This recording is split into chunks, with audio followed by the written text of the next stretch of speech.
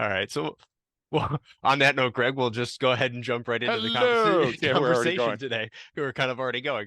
But so everyone listening, so today we're going to be discussing a few things. So we're going to be talking about sort of the point of diminishing returns. We'll talk about some lessons learned and theories sort of from the software development world, which I think relates directly to some of the complex problems we talk about, and things like Brooks law and anti-patterns. And then we'll get into some of bystander effect and some sort of basic math, basic probability, I guess. Hmm.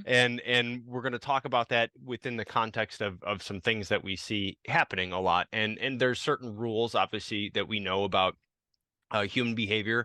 And when you get really deep down into it, some of it can be mathematically defined that there are certain things that are going to occur, and you can put a number value to it, and you can predict it, and that helps in a lot of situations. Actually, a lot of stuff that we talk about has to do with Yep. there's certain numbers of limits that things that people can do. But I want to get into it today, in sort of within the context of a story just actually from this week of a swatting example at a school. And we see this a lot. We see this now with, it's not even just people actually in the United States doing it like some prank kid. It's like some international group from overseas coming through, and through using a computer to get into a phone line to come from even like a local number type thing, which telemarketers and crap can do to me all the time. But the idea is that it's actually like some international organization calling in for whatever reason to create chaos and panic at a school, doing these And it swatting works. incidents. And it 100% works, and they know it's a very effective thing to do to tie up resources for the day, cause a lot of fear and anxiety in the community, and cause just general chaos. And it's a Exactly. very low calorie thing that you can do. I mean, it's an asymmetric type of attack, so it's very, very little resources needed to create a whole lot of havoc. Yep. And I know, first people like, God, that's awful, that's painful, it's annoying, it's a nuisance. Well, it's actually much worse than that, because think of all the things that could potentially go wrong during one of those situations. And so what we saw this week, which has happened in other examples too, is one of the police officers responding to the scene had a negligent discharge, or I believe it's called accidental discharge in the Army, for you Army folks, right? We call it in the Marine Corps negligent discharge because it's a better description, because you are negligent for your actions. Yeah. But anyway, so that occurs, which obviously then in a situation makes it even more chaotic, because now it's like, wait a minute, do we really have a shooter here? What's really going on? And the other issue with this too is, I think in that case I just brought up, it was from Massachusetts. I believe, it was something around 100 people responded to this event, and we see that with different emergency situations still, even though we should know better, that it's let's send everyone. And this is why we're talking about the point of diminishing returns today, and a whole bunch of science behind it, and why that's almost never the answer. And in fact, you're likely to do more damage. So a lot to get into with that, Greg, but I'll throw to you first to kind of dive in, or take it Yeah. somewhere where I Thanks didn't for giving me a didn't simple, did a simple starting here, point, Brian. pick one of those, Congratulations. 13 Oh my complex issues God. I just brought up, Yeah. and So, just and get it, is it and get Friday? open it up. Holy shit. It's So Friday here, Eve. yeah, So here's the thing. First of all, to correct your earlier assumption, in the military, specifically the Army, we call it unplanned noise. So, that's we didn't plan for it. I didn't have my earbuds in. and it was So, noisy. yeah, and there's other people, folks that listen to us routinely. There's other people that will go on about why not to call it a negligent Yeah, discharge or an yeah, accidental discharge yeah, and what sure. in court. And Go look language those up. matters, but Yeah, yeah, it does. But in this point, that's not what we're going to talk about. And yeah, Brian brought up swatting, and in essence, swatting is today what bomb threats were 35 years yep, ago. Okay, same thing. so on that shaky ground to start, I will say the following. We've done thousands of assessments over the years. And Brian and I, the number one question we'll ask when we're standing in front of somebody is, do me a favor, show me your bomb threat phone call checklist. And Brian, what happens? The Yeah, crickets yeah, every exactly. time. Nobody's ever shown us, hey, we thought. Now, It's the easiest thing to get. You go to the Department of Homeland Security, or you go to the Fed website for the FBI or anybody else, or just look it up. Just don't look up bomb threat. You know what I'm saying? Add checklist or something to the back of it, right? Or you're going to get the Kaczynski treatment by the guy in a black van. So the idea, though, is that, Brian, we know these things exist, so there should be a way of responding to them, and that protocol becomes efficient, efficacious, and more safe. Right. So I want to eventually get into fear, anxiety, anger, and why we respond by sending everybody. Yeah. But let's start by saying we have to understand that they're hugely serious. They're simple to carry out. You said they're asymmetric. Perfect example. The Boy Who Cried Wolf is a lifelong lesson. Yes. It's not just an Aesop table. It's been around forever. Why? Because we know that there's an appropriate number to send. For example, air marshals, there's a perfect number to have on a plane. SWAT team, there's a perfect number to enter a house where you're executing an arrest warrant or search warrant. So if we know those, then why are we seeing, and it's interesting that we're a year out of Uvalde. Okay? Yeah. So that's such a sad thing. And 3 years out of George Floyd. And guess what, Brian? We're making the same mistakes over and over. Yes. So let's table the fear and the anxiety until we're ready to get to that. Let's table the bystander effect. Let's talk specifically about numbers, right? And that's perfect, because that's I appreciate you bringing up the fear and anxiety point, because that's I think that's a good, almost a causal, reason why these things occur, even though we do know better. So I brought up a couple at the beginning, and I think it's very analogous to what we're talking about, and it's from this was actually kind of from software development, and one's called Brooks Law. And this guy Brooks actually, which I appreciate, said, look, this is an outrageous oversimplification of what I've seen time and time again, which is what it's meant to be. But he was talking about in progress, complex software engineering program. So extremely complex, a lot of technical expertise.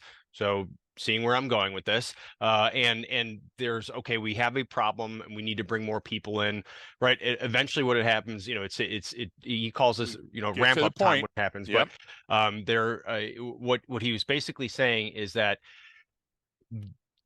on the project, you must first become educated about the work that has preceded them. So you have to know what's going on this in progress call, right? Then when you're doing that education, it diverts resources that are already working on the project, temporarily diminishing their productivity, while the new workers are not yet contributing meaningfully. So each new worker also, anybody listening right there, going, oh my God, this is exactly the response to these school shooting incidents, right? Yes. So in addition to reducing the contribution of the experienced workers, people who are already there, maybe, because you have to, and he was talking about training and explaining in a lengthy process, but this is the same manner in seconds when people show up, right? Or minutes when people show up.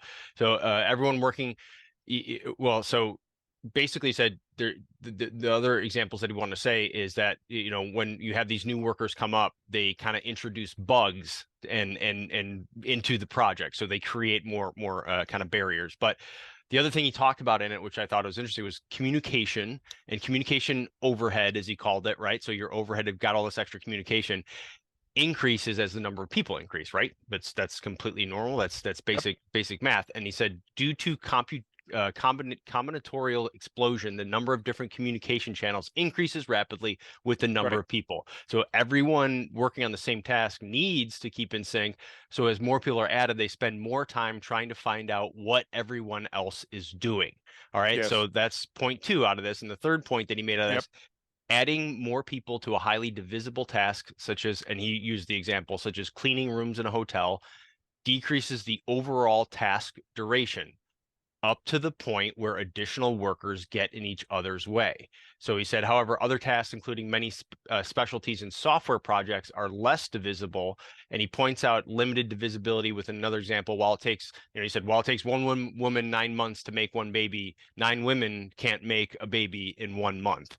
And I thought those were great examples of exactly what we're talking about and how you get to diminishing returns. And this idea of we just got to throw a bunch of people at it is just, it doesn't work, and it's been You got shown me over writing and this over morning. in so Yeah. many different domains where this doesn't work. And So when I mean, you first kind of sent me that article, I was texting you and I said diminishing returns yeah. here. What does it really take to do something like that as a school? Four people? What's the magic number? Which we honestly should have Joan on to talk about some of that stuff, decision making under stress Yeah, in the and her future it'll be a expertise. great, Yeah, great thing. So let's break down what you said though, yeah, because what you did is again you dropped the logic bomb and it exploded. Now the pieces are laying everywhere. So let's bring it together to street it up for a person that has no idea what you're talking about, but you're going to put those notes in the yeah, marginal data so they yeah. I can can. look it up. Yeah. So you made an incredible point. So to your point one, preceded them Yes. literally means precedent. So Hmm. it can mean at the moment, which you cited. I would say go back and say, before you start a project, look, there's a look before you leap. So there's a great movie out there. It's a shitty movie, but there's a great point to the movie called Knocked Up. And they're Yeah. trying to make a website of when any actress or actor appears nude in a film. And Yeah, they yeah, go through yeah. this entire process with months of planning. I And forget what then was the name of the somebody website they walks were up and creating. says, yeah, Yeah, yeah, whatever. But, yeah, but they say, oh, that's already existed. So what do I mean by that point one? And I've got all three of your points in very close succession. Uh, uh, Police pursuits have been around since vehicles have been around and probably on horseback before yep, that and then on foot. But in a vehicular police pursuit, we as an industry made a lot of mistakes early on where everybody went. And the higher value of the felony, the more reckless they became and the more people got involved. And Brian, there's logic and science out there that you can look up on your own. When the lights and sirens of the other vehicle is also a police vehicle and you have your lights and sirens on, you blank them out and yep. you T-bone them coming into an intersection because you think you're the only person in the world. So guess what, folks, ton of research out there. I'm not going to waste your time this morning on it. Go look it up, do your homework. But I'll tell you this, Brian, they came up with the magic number.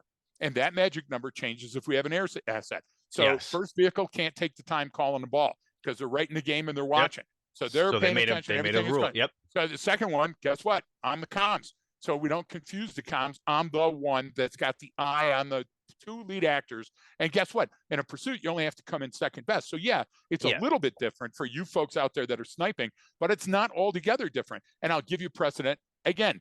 Brian, what's the size of an average Marine squad?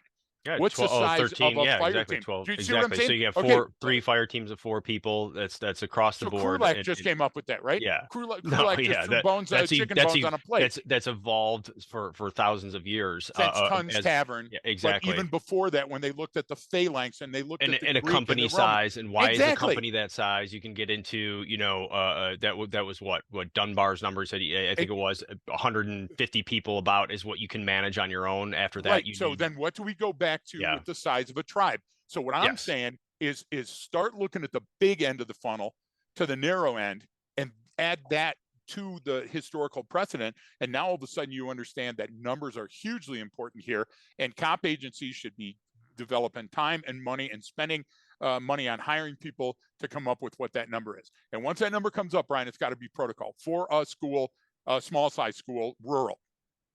Uh, two-person teams for a total of four for yeah. an intermediate site. It, Now, Brian, somebody's going to go, well, you can't live by that because everything changes. Yeah, yeah, no, okay, no, I get it.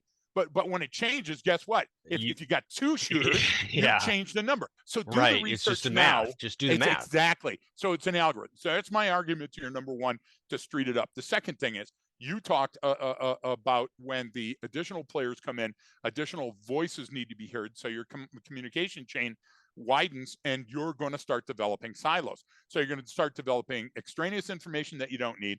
You're going to have the people that go silent now because another player is there. And you're going to have the silo people that say, you don't understand because you just got here. So I'm going to keep the information myself. So for those of you keeping track and yellow padding, I'll say this, have an agenda for your next meeting. Because when you don't have an agenda, Yep. what happens? Everybody shows up, they have their own agenda, and Yep. meetings go longer and they're inefficient and everything else. So that's to your second point. So we got a first point, precedent's already been set, thousands of years of people understanding that a number can be a magic number. Second thing is that if you don't have an agenda, when those additional people show up there, guess what? You've got analysis paralysis. You got too many Yep. people, and we're getting closer to your point. And then the third, okay, is that additional workers get in the way. Now you talked about the hotel industry. There's no difference. It's anywhere, Right. Right. and that scientifically is called the diffusion of responsibility. And what I Yes. love about this diffusion of responsibility is that spawned what we now call the bystander effect. Yeah. Because and you've mentioned it before on the show, folks, Kitty Genovese. It's Yeah. sad. 28-year-old female murdered in New York, stabbed to death in but it's 1964. But the it's story not is true. not true. Okay. The true story is Yeah. that Kitty Genovese was murdered, and it's a horrible situation. But a lot of people chipped in. A lot of Yeah. people were yelling and screaming to stop and calling the police, and the police Yeah. received numerous reports. But everything has a starting point, Brian. It's the P. Right. The P started under the first mattress, and before it got to the 15th mattress, people were adding on their own stuff, which is back to my point too. But the idea when you talk about that diffusion of responsibility, that's where those numbers come from. Because a platoon leader or a team leader or a squad leader can only see so much. And so now if you're watching the rest of the world by your front sight post, you're missing things. If you're living in, and look, you look at Uvalde, and you talk about the incident you talked about, and there's two things important about that incident. 100 people responded, and Uvalde, it was over 300. Yeah. When you get to those magic numbers, people stop thinking. It's not unlike fight, flight, freeze. Okay, we can go into that. The second part of that, Brian, is that in 2 incidents since January, in 1 incident just before Christmas, in those swatting incidents, when that many coppers showed up, there was an accidental or a negligent discharge. Yeah. Why is that important? Because you didn't gloss over it, but you mentioned it. But folks listening, you know why that's important? Because sooner or later, and it did last year, it's going to hit a kid. Yeah. Or the person's going to shoot themselves and die, or they're going to shoot the goddamn assistant principal. And this is what we forget about basic probability. And this has nothing to do. Just so I'm clear, the statement I'm about to make has absolutely nothing to do with guns. But the more guns in a situation, the more shootings there are going to be. That's simple math. Of course. There's no getting around that, right? Yeah, and even a gun enthusiast, even gun people are going to say that's true. Yeah, and then you can go down and make statistics out of it, but it's true. Anyone the more guns, the more gun violence. The more guns, the more gun deaths. Whether that's accidental or intentional, it doesn't matter. Exactly. That's what we're saying, because you increase the likelihood for something going catastrophically wrong. Right. And you brought up to hit that bystander effect too, because you hit that. Because you got every asshole out there that says, "Oh, I would have done this, I would have done that," and if you're, but if you're thinking that, you are 100% wrong. You would have done exactly what every single one of those other officers did. So what? So it's got to be a component of your training, Brian. You and I, a week ago in a rental car, we pulled up to a joint, and when we pulled up to the joint, the car wouldn't let you shut it off until you acknowledged to check the back seat. Remember that? Okay, so if our attention is so diffused, divided attention, the brain hates divided attention, that yesterday or last week, that poor kid died, another one down in the South in the heat in the car, okay, if we're still doing that and we need a mechanism in our car to remind us not to kill our baby by leaving him in the back seat, then when you're talking about this diffusion, when there's 100 people on scene and everybody's carrying a gun, and they're all, Brian, you use this term all the time. They're all well-intentioned. Yes? Yeah, absolutely. But the problem is they don't understand that mathematically, psychologically, sociologically, they're creating. Look, I'll take you back to the kid in Kansas, Olathe, Kansas, more than a year ago now. It was right around the same time as the incident in Oxford, where the school resource officer goes, "Hey, that kid's got a gun." He goes to another kid. The kid goes, "Hey, he's got a gun." So he goes over and he grabs a kid and he tells the assistant principal, "Hey, he's got a gun." So they all go into the office, Brian, school resource officer, the assistant principal, the coach, right? Yeah, for the there team, was 3 people in there, I think. Right. Yeah. And what's he do? He pulls a gun and he shoots them and they shoot him.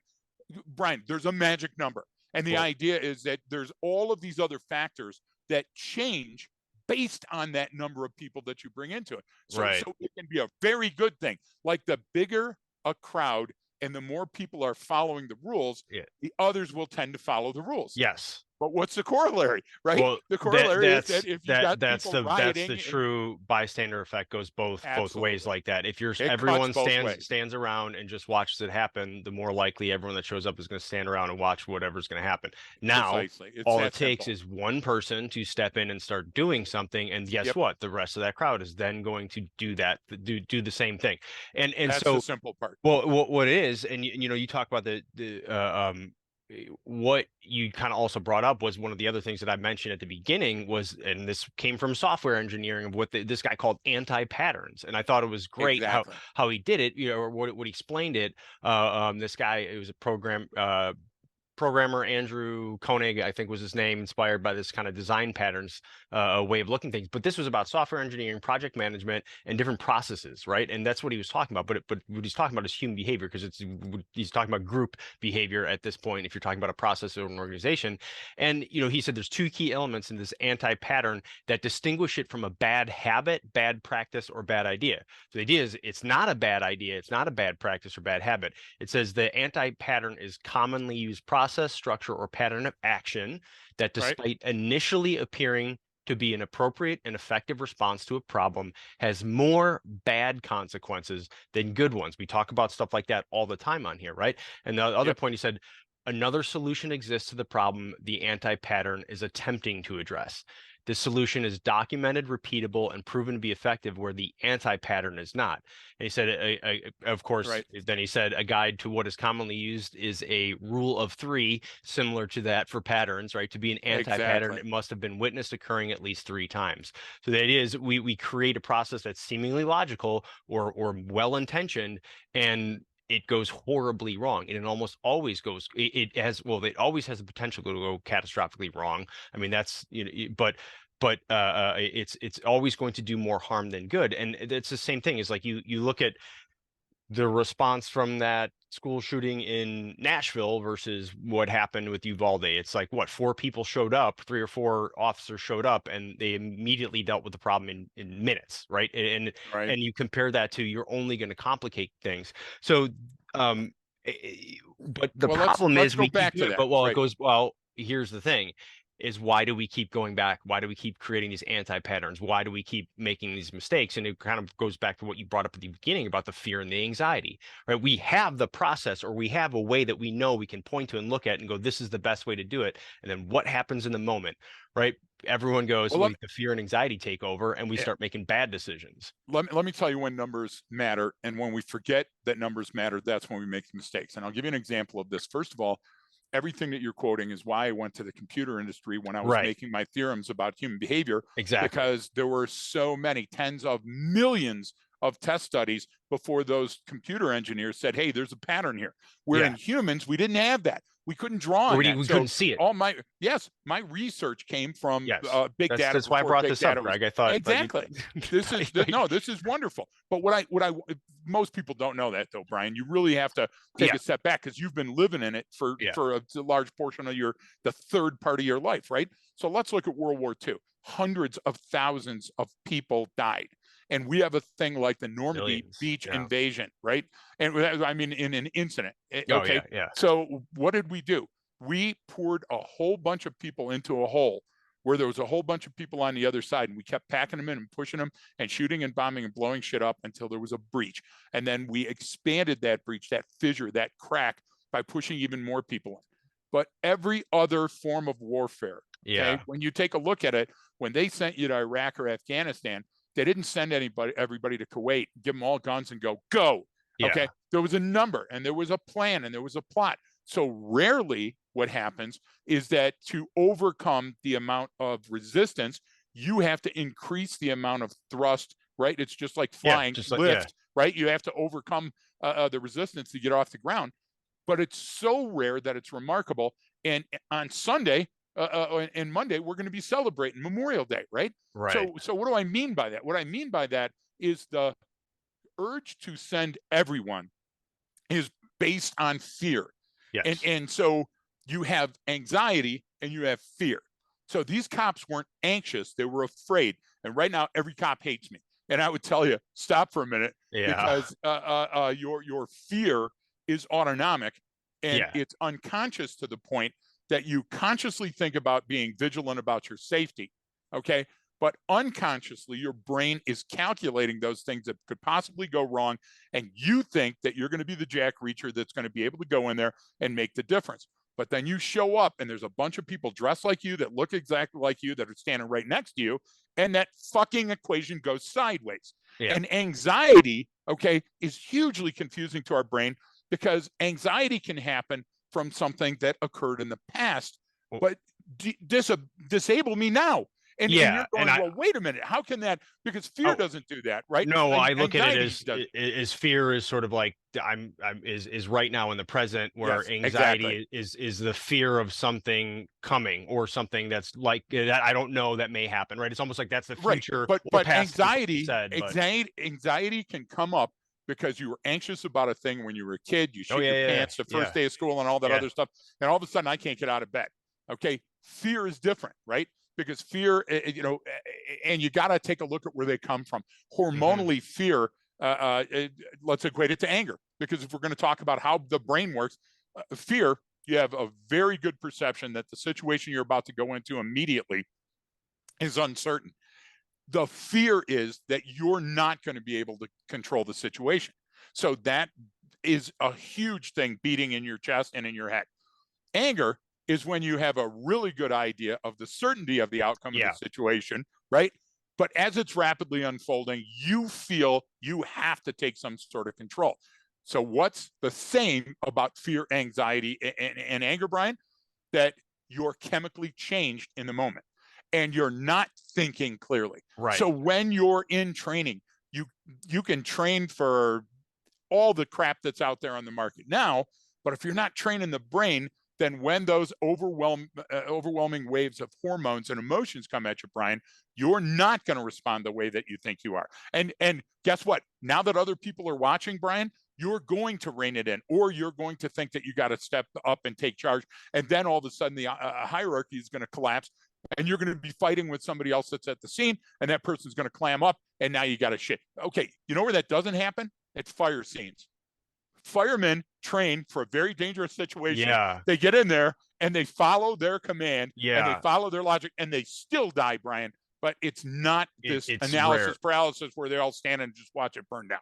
They're raring to go in, right? No, But do and firemen just throw everybody at the fire? No, no, they have there's an teams equation. and Okay, how big sizes. is it? Then that's Exactly. how many How many trucks we cubic send, feet of and then water? How okay, many? it's over this Exactly. height. We need a ladder truck. If it's We X have amount, to we need learn. how many engines Bar do we send? How many companies based on okay, Barr they understood it, Brian. He eh, understood it. He understood the max that's number of a situation. that's a great um that's a great analogy there with the fire with the fire department, the fire department Yep. response, and it's almost like, well, why is that different?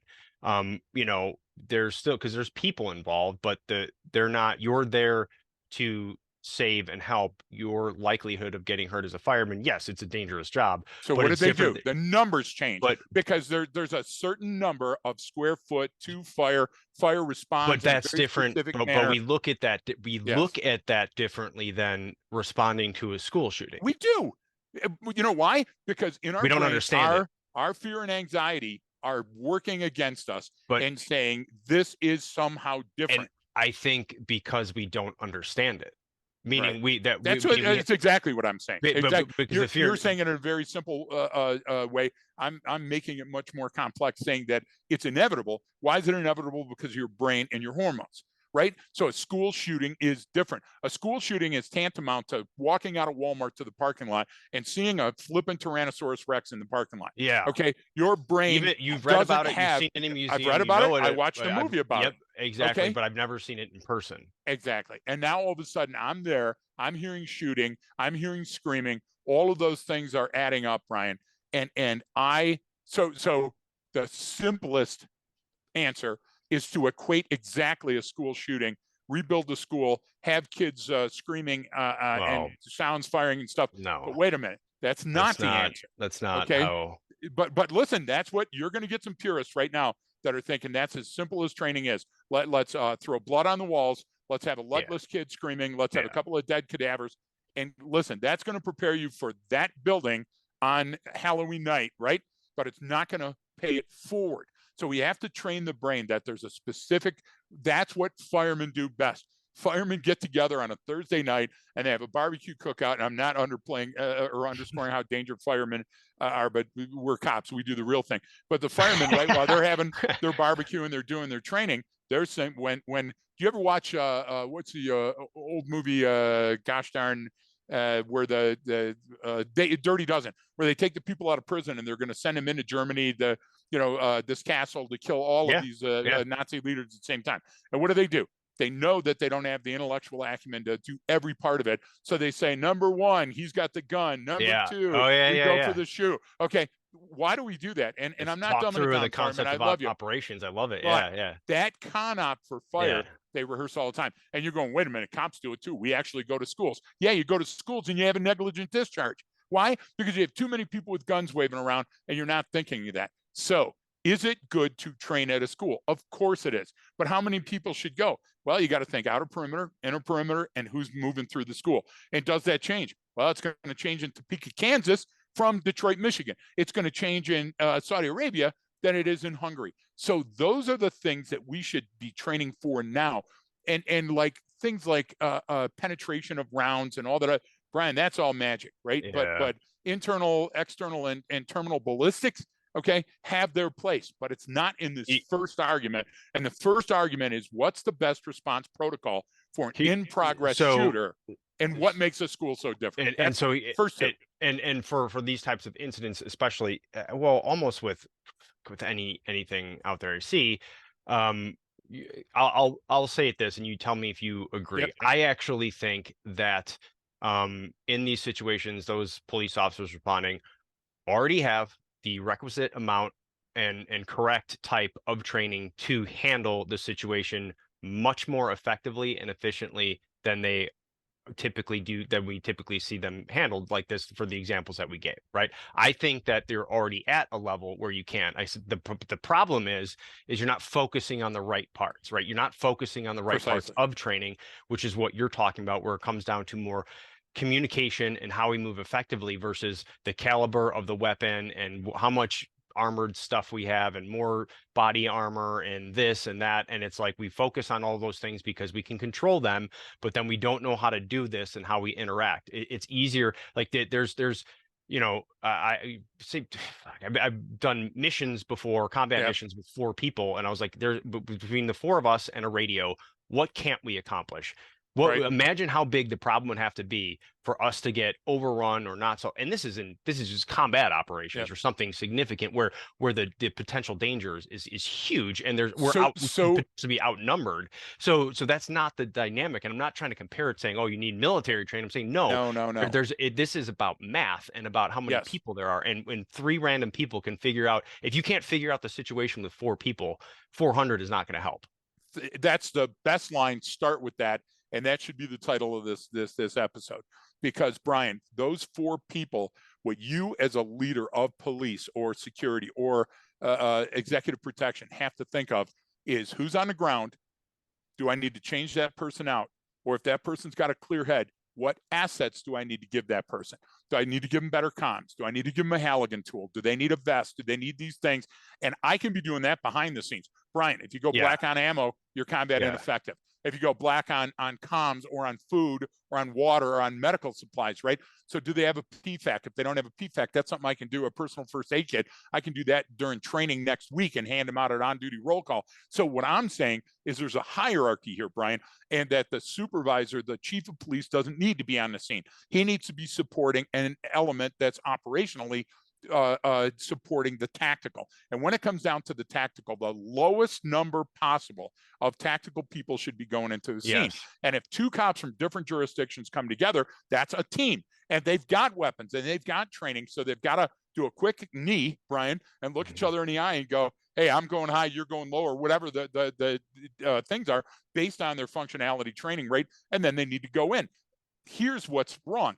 You're saying, then why do cops get killed on traffic stops and cops are still getting killed on domestics? Because you're failing to anticipate the danger and you're not addressing that in training. You have a person in that car that was your perpetrator of the week, and everybody said, we're going to go out and get this guy. And when they stopped the guy said, not today, I'm not going, and shot a veteran cop to death. And then guess what? They arrested him. Brian, it's not a trade-off. Those ambush style killings come when you don't see the ambush. That's the nature of an ambush. And a bad guy wants it more. A bad guy with a gun wants it even more. And a bad guy that's in a car is mobile. And look, you're searching the house for a sex offender, and he knows that he's going to jail for years.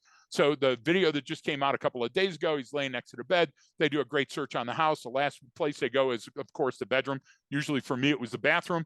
They boot the door and the guy's laying next to the bed and Yeah. start shooting it out with him. Okay. Yeah. You have to anticipate the likelihood of danger in a situation. And as you get closer and closer and closer to that bedroom, the danger increases because it's most likely that this is the most dangerous course of action, right? And that's where you need all that support. So we have to stop thinking that in a traffic stop, there's a time element. We have to stop thinking that on a domestic, there's a time element because we're rushing to videotape our own deaths. And then we have to turn that upside down with the school shooting and say, here, there's an active shooter that's in progress. The dynamics change and the numbers have to go down for a quicker response. Yeah, but even in those situations, I mean, time is another element that we really don't understand as humans. It's defined in a number of ways. Clearly. It's defined by language. It's defined by, you know, your emotional state. It's defined by a number of things and how we describe it. But the concept of time is very, very, it's an odd thing, and how we measure it and how we perceive it is often different. Right. And I'm not trying to have some, you know, whacked like not trying to have some like whack job. What's that movie where what's his name was in there? It's like time is a flat circle. You know, that's not what I'm talking about. I'm literally in those moments. We think in some of those in some situations we think we have more time than we actually do, and in other situations we think that we have to get something done right now when in fact you do have more time. All the time in the world, because if you don't, your world is going to end right there at that scene, and there's going to be yellow tape around your body. So Brian, throw this in there, an example. Everybody has read On Coffee Table. Everybody knows about fight or flight. Everybody can do their own research. The one that everybody glosses over, the single most important factor, if you're a trainer, that you can do today at On Duty Roll Call is freeze. So when I scan a room full of people, when I'm scanning a new environment, when I'm looking through my binos at bad guys operating, any of those situations, I always look for freeze, because when the brain's chemistry feels that there's a danger or an opportunity in my environment, just before my corporeal self notices it or my brain does, hormones dump and cause me to freeze. The freeze is so I pay strict attention to that piece of danger or opportunity in front of me. And so if I know what that looks like, it equates mission focus. And I can do two things. I can say, okay, these people sense something, therefore now I have my atmospheric pull or push. And the second part of it is I can find the predator. Why? Because the predator is the one in the room that's not giving it, because the predator knows what's happening next. The predator's the magician that's about to pull the rabbit out of his ass. And every one of the other kids has their chin down and is looking up with bright eyes. So if I understand that, I just solved your equation for time.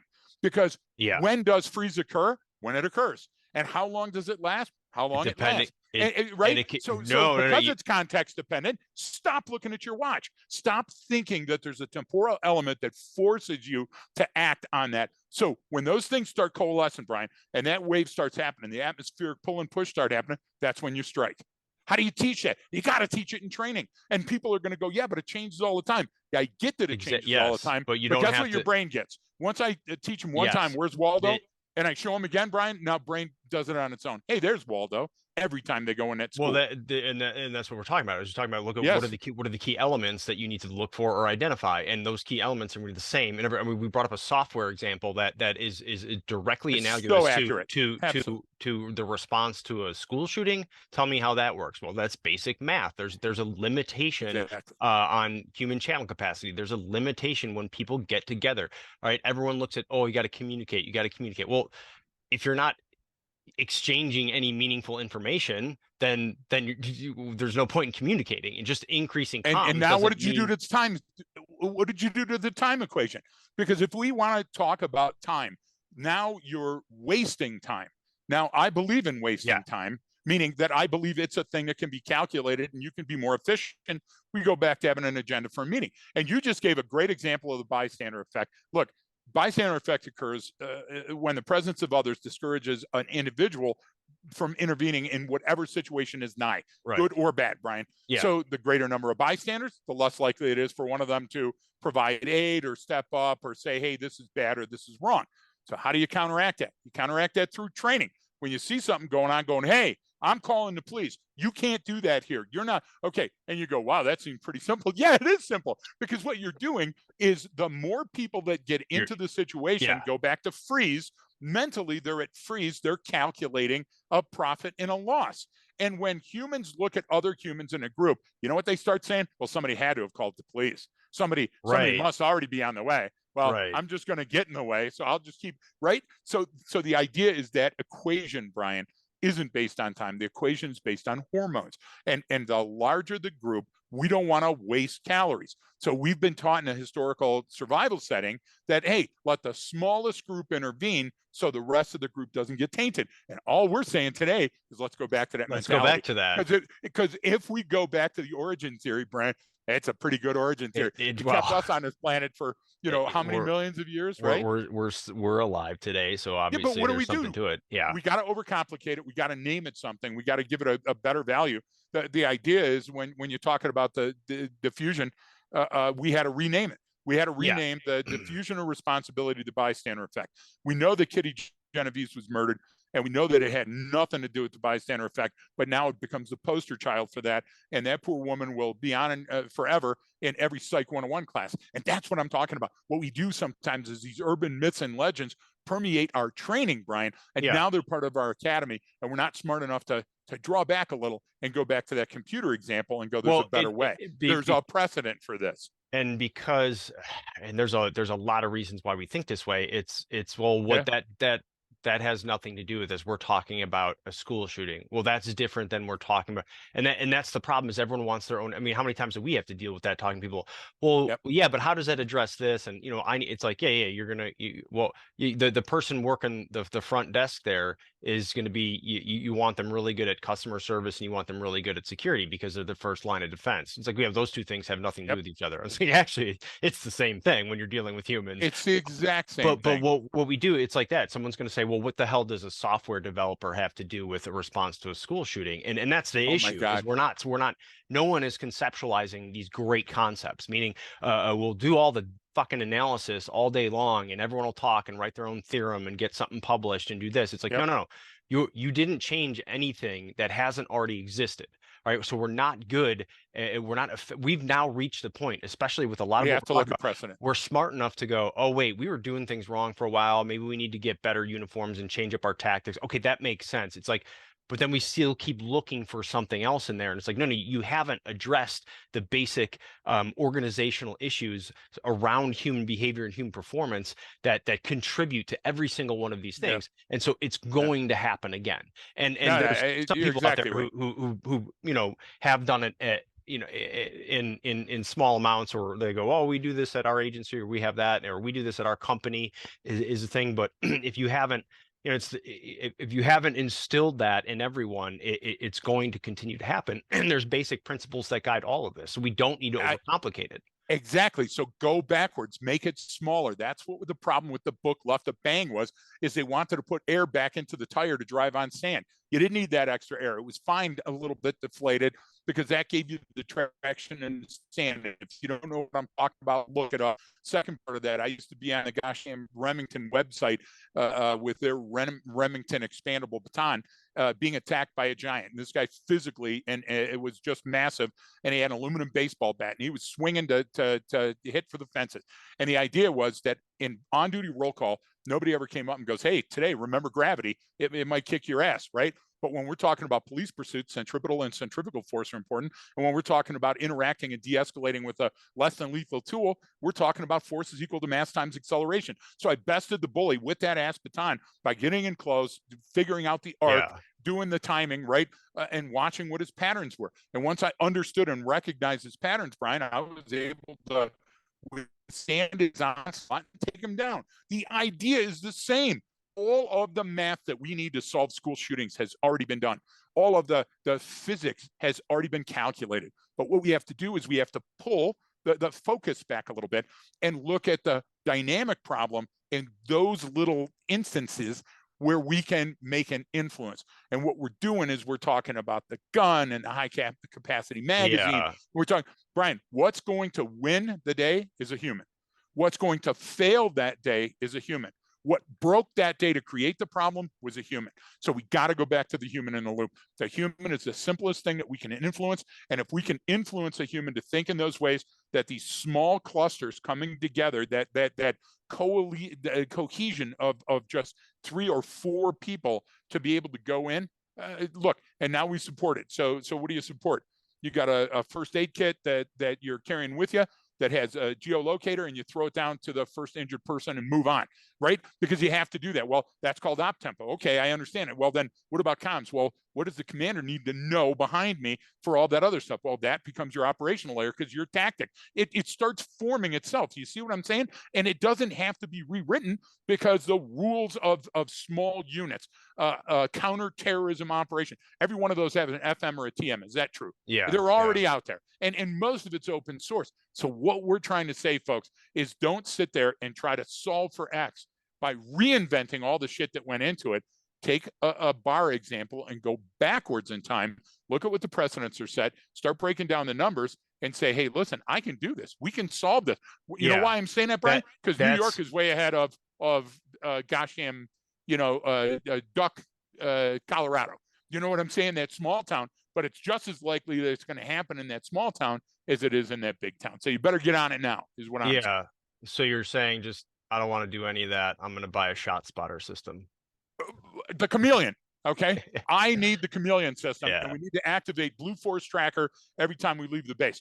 Now, some asshole in the Beltway is looking at me and going, it saved a lot of lives. Yeah, it saved a lot of lives because what you did is you bypassed the human. And you can't bypass the human. The training in your unit has to be for the individual element. And if you're saying it's okay, I'm not going to name the guy, but I was in an academy class back in the day, and we were just about to teach the pursuit driving and precision driving and emergency vehicle operation. And this guy came up and he was giving this long convoluted thing about a kid with a gun at the school. And when he came around, he knew it was a real gun, and he saw the kid and he goes, that's just a shot that I'm going to have to take. I'm going to have to let the kid shoot me because I can't shoot a kid. And I'm sitting there going, wait a minute, did you think that the Secret Service's job is to trade their life for the president? Yeah. The idea is to be predictive and proactive so that never occurs. We talked about this yesterday. I think it's Gavin DeBecker. And yes, I read and I understand the world of Gavin. But DeBecker gave that kid a story, Brian, and the kid researched the story, and it came out that like in the last 100 years in the United States in executive and dignitary protection, only one time did a person use a firearm to stop a situation. And yet, what do we train for, Brian, in those? What do we see those? It's all boot and doors, ramming cars, and full auto shooting and tracer rounds and flashbang. Yes, it's important to do those things, but that's not how you're going to solve the problem of school shootings. Yeah. And we're talking about every other incident too, not just that. That's the thing here is we're looking at each one as some separate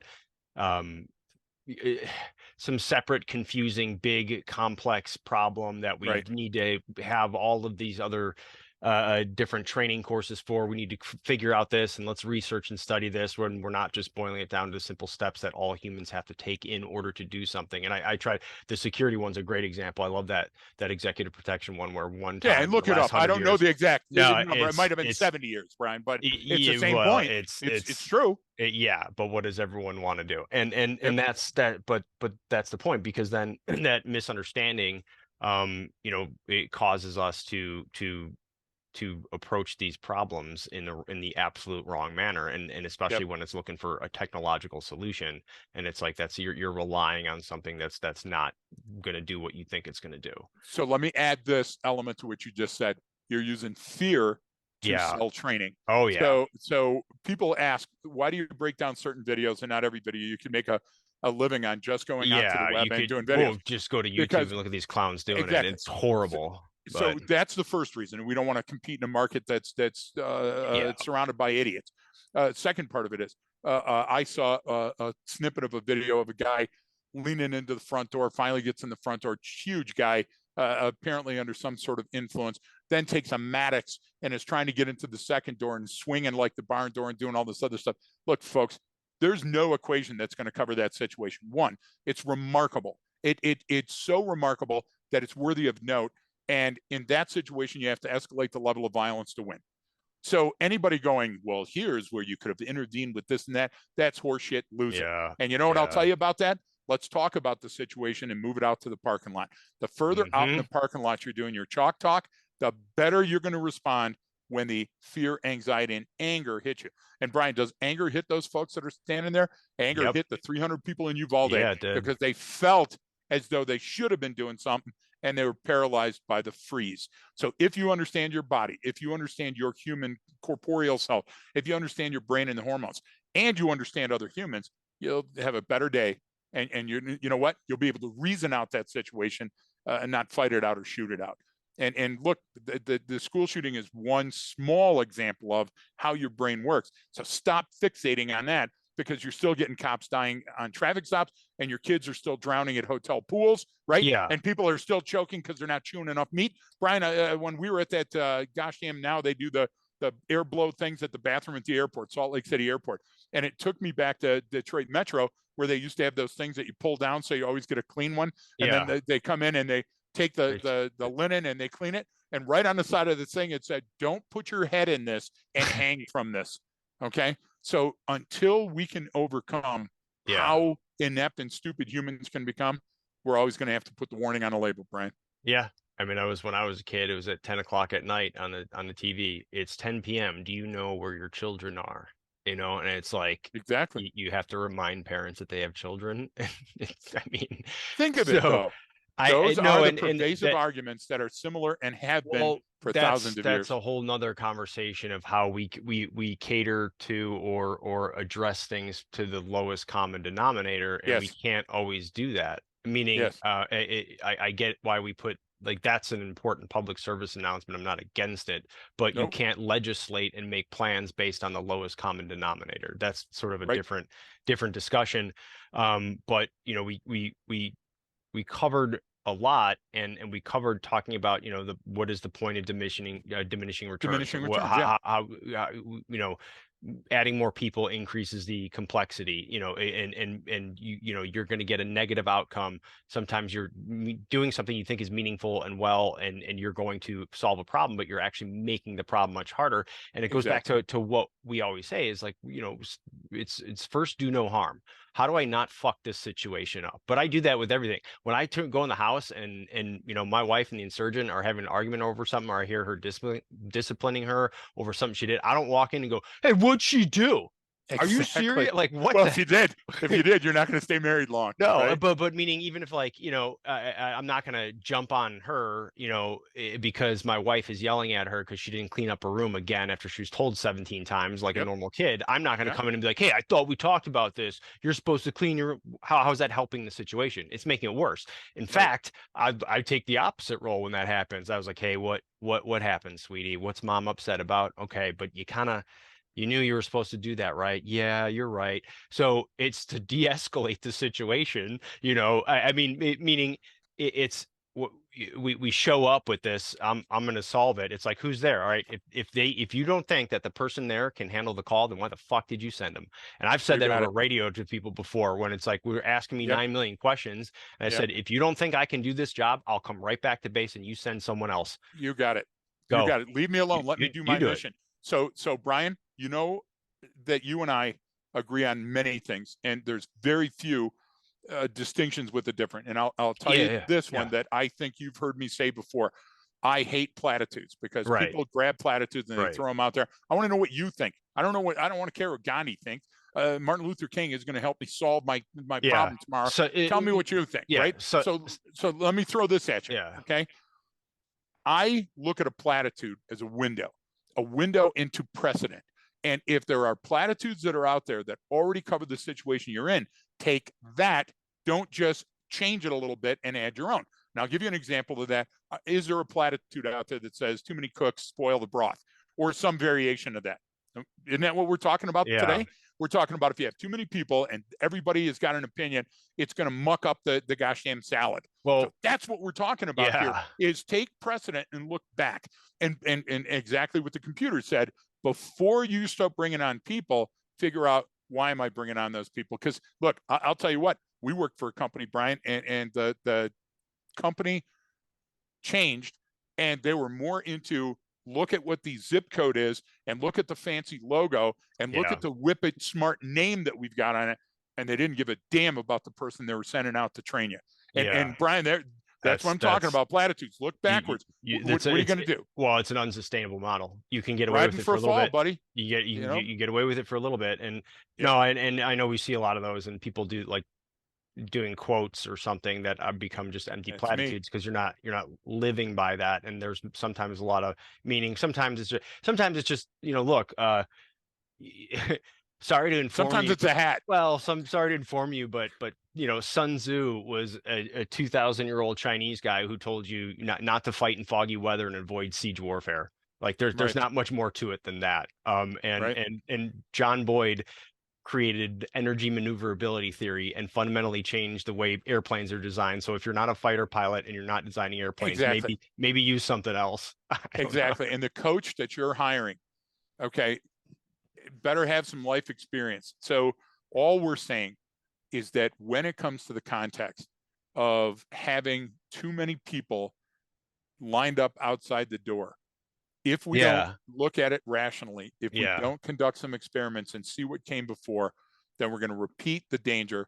And my point is, sooner or later, that person that did the negligent discharge is going to hit a kid and kill him, or hit a school resource officer, or shoot themselves. And now we'll be taking people out of the school again and defunding police. It's right, because that knee jerk, Brian, that gets us nowhere.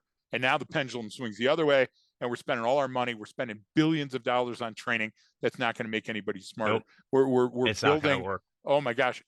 Listen, how many times role player? How many times language ability and building a city that looks exactly like the well, that's the thing, is everyone keeps making the same mistake over and over, at least now, because of the faster feedback loop of data and information. You were learning faster what doesn't work, but we still have to learn, or like we've seen a lot of different these especially in the corporate world, of all these different I'll go ahead and call them grifters, came up with their different trainings that they want to teach people about, and they're all having the exact opposite effect that they thought it was going to have. And it's stupid, and it's made up, and it's junk science. It's silly.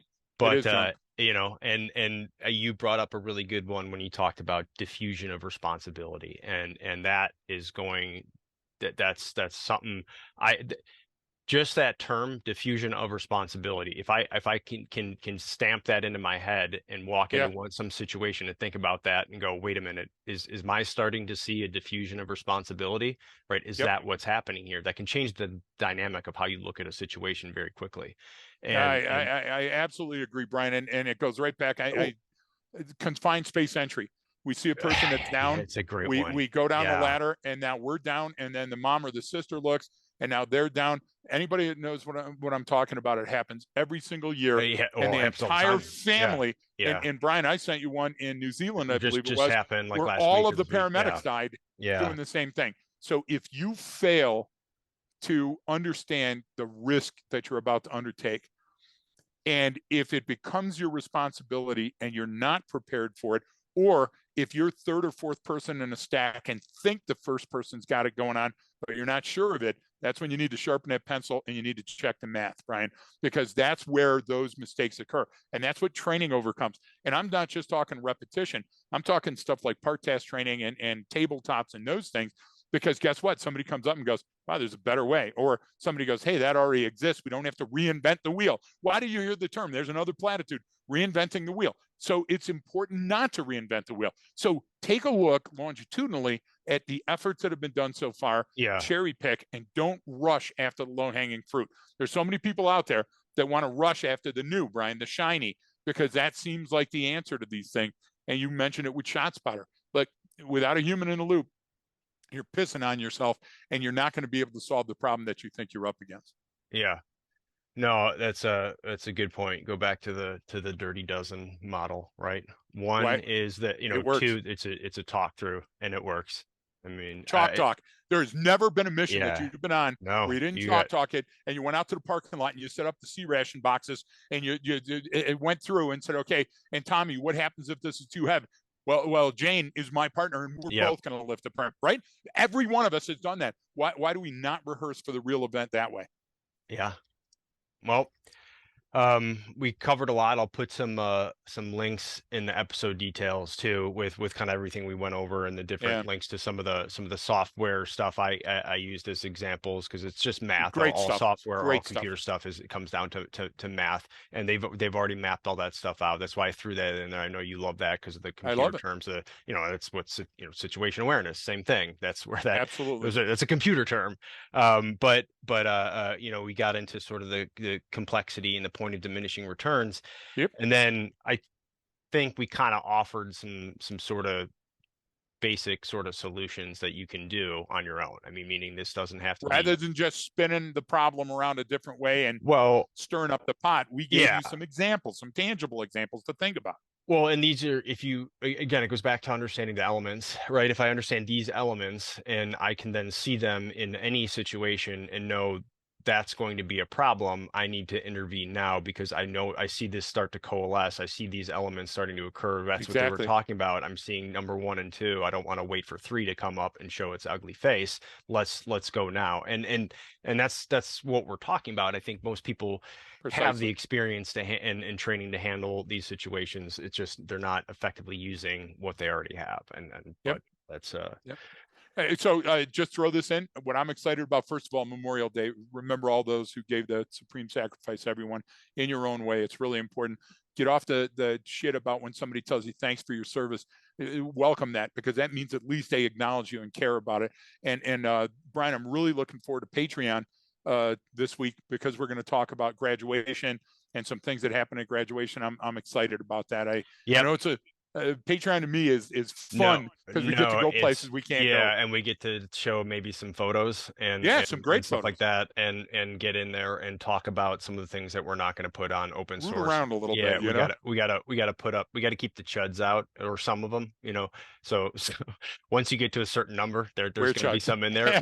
We're thankfully to all of our Patreon subscribers, we're not there yet. We're not at the number of where we get some people with some wacky things to say. They're all awesome and have great comments and I great agree, questions. So some of the podcasts, some of these but they're coming. episodes, well, some of these episodes, yeah, some of these episodes are spawned from those discussions or Yep. questions that people on the Patreon side do, and then we go into detail, give specific examples on that. So no, thank you for reminding me Oh, of I'm that. so excited.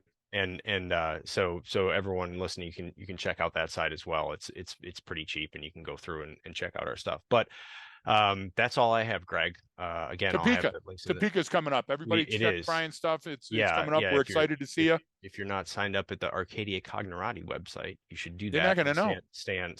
stay in touch with everything. So don't forget that. And also, sorry, Before you bring that up, Max Watch. Where are we on Max Watch? Have we started the Max countdown yet? Max is on his way. I It's love it. within, I would say, so we're recording this on May 25th. Due date is kind of the 19th, but it keeps getting moved up. So I think it's going to be before then, honestly. Wow. So in the We're next all couple of excited weeks. for you, buddy. Yeah. Yeah. I'm terrified. So he's going to kill me one day. So Well, that's a given. I mean, somebody. It's going to be so, him or your daughter or your wife. yeah, exactly. So Statistically, statistically, I that's can make that prediction. so at least they're close by. I just Exactly. can't keep an eye on them. I can't keep an eye on them all at the same time. So, That's so all funny. right. Well, thanks everyone for tuning in. We do appreciate it. Please share the episode if you enjoyed it, and don't forget that training changes behavior.